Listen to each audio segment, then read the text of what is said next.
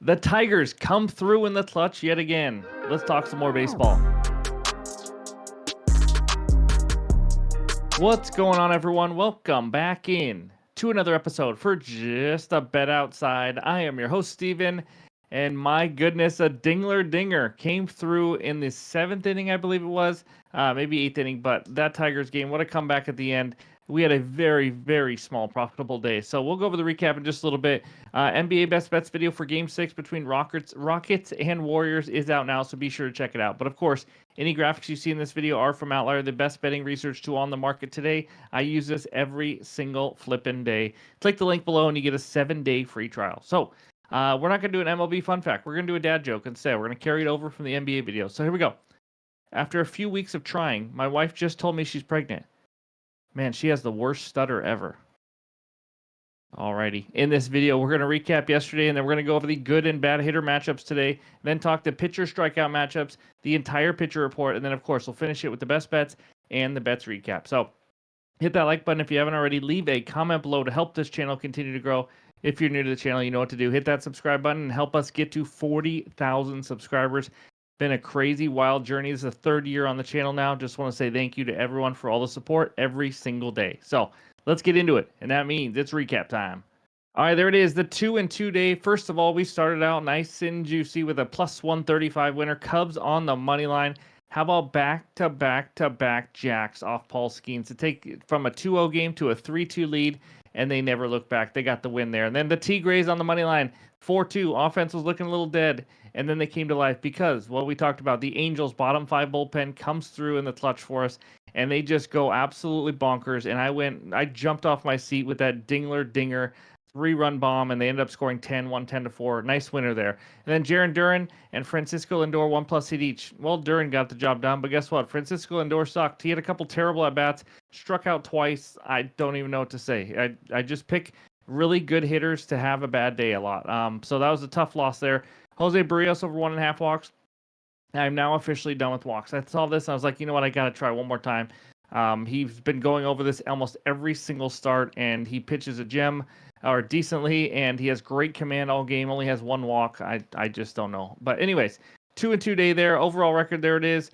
So hopefully that Tigers win can carry us into some momentum here. But that was nice to see. But I need a sweep. I need it for my soul right now. So hopefully we can get that on Friday and carry it into the weekend. But that's what we got for the recap. Now let's talk the good and bad hitter matchups.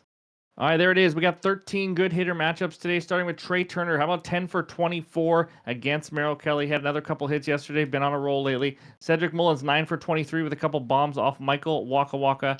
And then how about this? Tim Anderson, 12 for 23 off Tariq Skubal. That was probably when Tim Anderson was actually a good baseball player. But anyways, Ryan Mountcastle, 10 for 22 with three home runs. Some really good matchups of guys that are absolutely crushing pitchers. Alex Bregman, who's been on a tear lately, also 6 for 12, 4 extra base hits and a home run off the man with 2 first names and Joe Ryan. And then Bobby Witt, I think on a 21-game hit streak now. 4 for 11 off Dean Kramer. Simeon starting to hit the ball well. 5 for 11. 5 for 10 with Soto. We just got a lot of good matchups here, all the way down to Contreras. Wilson Contreras, 3 for 8 off Clay Holmes. So that's what we got. Take a screenshot. Now let's take a look at the bad hitter matchups. We only got 4. Rafael Devers, 2 for 15 with 4 Ks off Joe Ryan. Gunnar Henderson, 5 Ks, 1 for 14 off Waka. Luis Robert, if you guys ever remember him, 2 for 12, 5 Ks off of Valdez. And then Jazz Chisholm, 0 for 11 with 2 Ks off of Ryan Pepe LePew. So that's what we got for all the hitter matchups. Now let's talk the strikeouts. All right, there it is. We got 2 good pitcher strikeout matchups. And again, this doesn't mean we go and bet it. It's just to give you all the info. What I take is the high strikeout pitchers facing high strikeout teams and give you all the info, and you guys determine with the line and where it's at if it's a good bet. But Joe Ryan versus the Red Sox. Boston's 6th highest K rate versus righties in the last 3 weeks, 23.3%. Ryan, 39 Ks in 34 innings this season, coming off an 11K game versus the Angels. But the Angels have the highest K rate by far in the major leagues versus righties. So take that for what it is. Much lower K rate on the road, though, Joe Ryan, 20.6% compared to at home, 37.9%. That's a big difference. Again, we're still in the smaller sample size, though, this time of the year. He has a much higher K rate versus righties, 37.5%. Compared to 16.7 against lefties. That is a huge, significant difference. And maybe that helps you with hitter props as well. But he just does not strike out lefties. He dominates righties when it comes to Ks. So That's the first one. Second one, the Cy Young Award winner, Tariq Skubal at the Angels. Speaking of them, Angels second highest K rate versus lefties. So the first highest versus righties, second versus lefties, 31% in the last 3 weeks. Scooble's starting to pick it up, 40 Ks in 34.2 innings. He is also, like Joe Ryan, coming off an 11K game this time against the Orioles. They have the fifth highest K rate versus lefties. So just, pretty close to the Angels there, but lower K rate on the road, 26.4% compared to at home, 31.3%. Much higher K rate versus lefties, not surprising, 35.1% compared to righties, 26.5%. So those are the two best matchup now. Doesn't mean we don't have any other high strikeout pitchers, and we have three of them. Hunter Green versus the Nats. It's not on here because the Nats have the fifth lowest K rate versus righties. Doesn't mean he can't strike out a lot. Just giving you the info. Jesus Luzardo versus D-backs. They have the number one lowest K rate versus lefties in the last 3 weeks. Yamamoto at the Braves. Atlanta is 17th in K rate versus righties in the last 3 weeks. So Yamamoto was close to making this one, but that's what we got for the pitcher strikeout matchups. And now let's take a look at the pitcher report. All right, here are the first 8 matchups. Starting with the lefty, Mitch Parker versus Hunter Green. Green struggled mightily the last 2 starts, 5 and 3 earned runs, but pretty unreal in the other 4 starts. Parker having a good season, hit up a little bit lately, but Dylan Cease, he's a guy who's struggling. You see that 5.76 ERA, but still 3.33 expected ERA.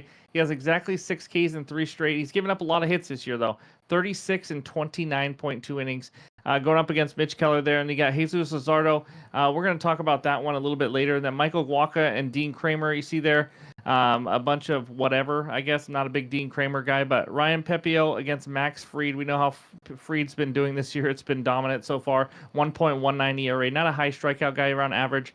Pepio, best start of the year was his last start versus the struggling Padres offense, though, but he has been inconsistent a little bit. Higher whip than normal this year as well. But then we got Logan Allen versus Chris Bassett. I'm not allowed to touch Chris Bassett because I lose every time I bet that. And then Joe Ryan versus Brian Bayo. Bayo only 11 innings so far. Gave up 7 and 9 base runners in those first 2 starts, 6 walks and 7 Ks. Not a very good start to it, but again, it's 2 starts. And then Joe Ryan, he's a guy who's been a little inconsistent, but still been solid. Had his best start of the season, like we just talked about. Not only 11 Ks, but 0 earned runs versus the Angels. Gave up 6 earned runs to start before that as well. So, and then we got TBDs right now in Miami. Absolutely nothing to go off of. So that's page 1. Again, all the averages are on the bottom to help you out. And then we get to page 2. How about Yamamoto versus Holmes? Yamamoto, rough start last time, and he still just gave up 1 run. He had 4 walks, didn't have any control. We took his over outs, and he only went 5 innings. But he's still only given up 4 total earned runs in 34 innings. That's insane. And then Holmes got crushed. This is Grant Holmes. Got crushed last game for 6 earned runs and 3 walks versus Arizona. 3+ walks now for him in 4 of the last 5. And they've got Framber Valdez versus Jonathan Cannon. Cannon's given up 3+ earned runs in 4 of his last 5 starts. 2+ walks also in all 6 starts. And then Brian Wu, he's been better at home. Like a lot of Seattle Mariners pitchers, he struggles more on the road. Gave up 4, 3, and 2 earned runs on the road, and just total of 2 earned runs in the 2 home starts. Going up against Jack Leiter of the Rangers. We know the Mariners lineup has been dominant lately. Ben Brown, Quinn Priester as well, and then another Holmes. And this is not Sherlock. This is Clay Holmes. Solid in his first season as a starter so far. 1 earned run or less in 4 of 5 starts, just 10 hits allowed in the last 16 innings. And then Sonny Gray, even in his age, he's still solid. Giving up 13 hits and 6 earned runs in the last 2 starts, so it's been a little bit shaky. And then Tariq Skubal, we know how good he has. Been dominating after the first 2 starts. Had a 0 and 11 Ks in the last 2 starts, which is bizarre to me. But Senzatella versus Ray, Ray's given up 3+ walks. We know he's a guy who struggles. And his Ks have been hit and miss as well. Senzatella is hot garbaggio. 4+ earned runs given up in 3 of the last 4.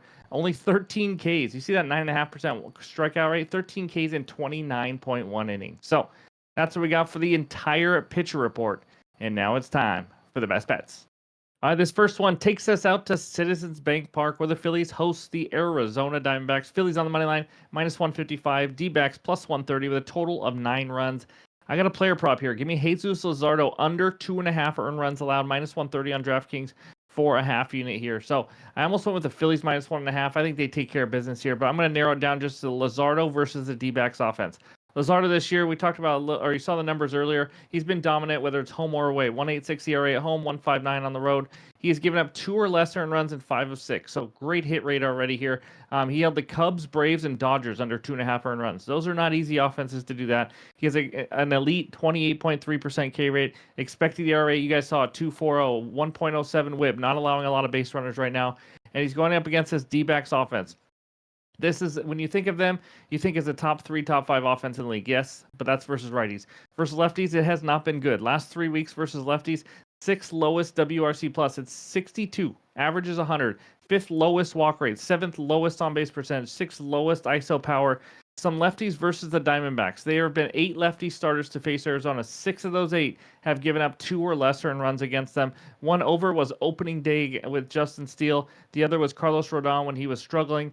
And then the other ones, David Peterson, Chris Sale, Jose Quintana, and Mitchell Parker. Those 4 guys combined to throw 23 innings and give up 3 earned runs. That's it. That's how much they've been struggling. And then we break it down even more. Luzardo against lefty bats, he dominates them. Obviously, not a surprise. 198 average against, only a 278 slugging. 3 of the top 4 Diamondbacks hitters are lefties. Corbin Carroll, Pavin Smith, Josh Naylor. It's going to be a tough matchup for them if he can shut down the top of this order. Travel spot for Arizona here as well. I think he shuts them down. So give me Luzardo under 2.5 earned runs allowed as my first best bet. All right, this second one takes us out to Atlanta where the Braves host the LA Dodgers. Dodgers on the money line minus 175. Braves on the money line plus 145 with a total of 9 runs. It's a little chalky, but give me the Dodgers minus 1.5 at minus 104 on FanDuel. It's a half unit play for me here. I was close to going a unit, but let's just talk about this one. Starting pitcher matchup, Yamamoto versus Grant Holmes.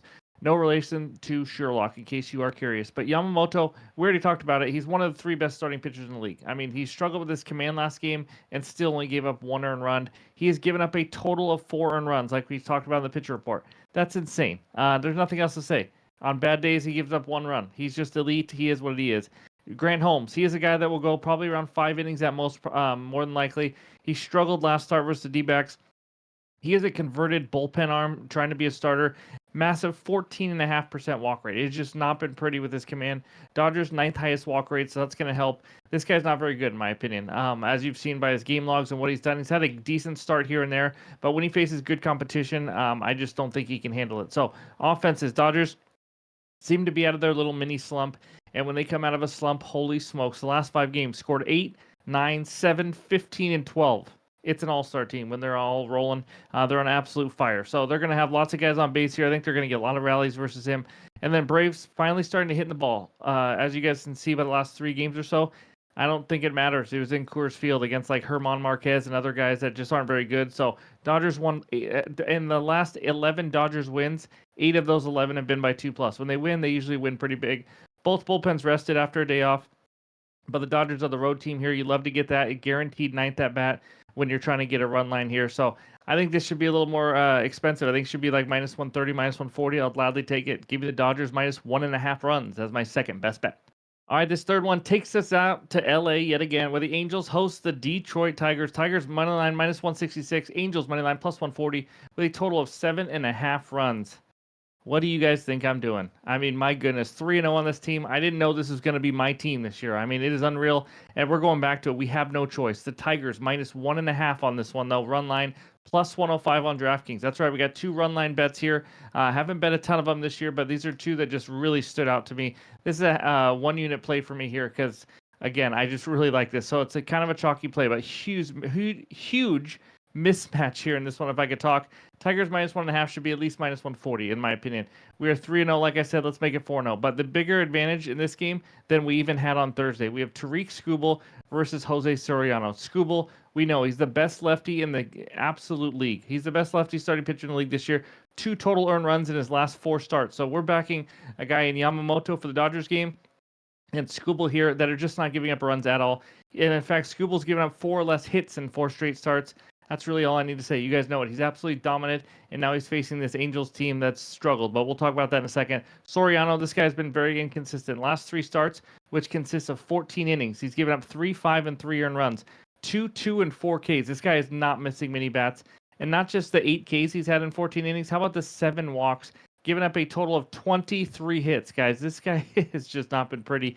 And those were against 3 struggling offenses. That's the cherry on top. Twins, Pirates, and Rangers. That's insane. Offenses here, complete opposite. Angels are a bottom 5 offense versus lefties in practically every single category. I mean, they are bad. And again, they are without Mike Trout. They were yesterday, and now he is on the IL. He is out. So also another thing that helps, obviously. But not only are they terrible against lefties, they're facing the best lefty in the game. So that's going to be tough. Tigers versus righties. How about 5th best WRC+? This is all last 3 weeks. 4th best OPS, 7th best on base percentage, 5th best ISO power. This offense, it's not your old Tigers offense of the last 5 years. This Tigers offense is actually legit, and you can see it. They get production from all over their lineup. Javi Baez is finally starting to do something. Then bullpens. My worry with Thursday's Tigers moneyline bet is that they were down some arms in the pen. It's not going to be as bad. They're going to get Holton back here. Hanafi should be available in this one as well. I mean, they should be plenty good in the bullpen, and we know how horrendous this Angels bullpen is. We talked about it last time. The only pitcher that is worthy of probably being a bullpen pitcher is Kenley Jansen. They brought in Reed Detmers yesterday. He was terrible. They just have guys up and down that bullpen that do not pitch well. That's just not, they just don't do well. So advantages are absolutely huge. If we lose, we lose. But I mean, this is just crazy. We have the road team here. Also, we get 9 guaranteed at bats yet again. Let's take the Tigers. Hopefully we don't push our buttons too much with them, but give me the Tigers minus 1.5 runs.